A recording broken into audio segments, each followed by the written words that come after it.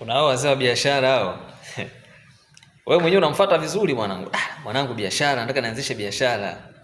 Anakuambia oya, kilimo cha matikiti kinalipa.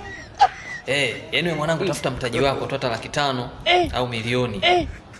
Tafuta zile mbegu za matikiti twende tukachukue shamba huko. Wapi huko? Kisarawe huko. Kalime.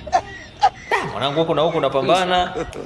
Unapata hiyo hela, unaenda kuchukua mzigo. Hao wenyewe wazee hao kazi yao ni kukuelekeza positive. Yaani ukishapanda mbegu zako, ukishatafuta shamba, ukishapanda. Yaani ndani ya mwaka mmoja. Sawa?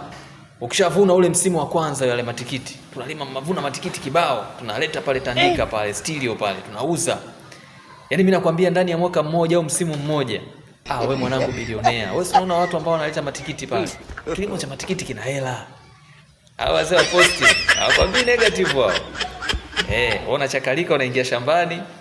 Umeweka mzigo wako pale, mara mvua hamna, mara mbolea hamna, uelewe. Mwisho wa siku unajikuta unalia. Hizi biashara hizi ni akili tu. Huwezi kupinga namna hiyo. Pumbavu sana wewe.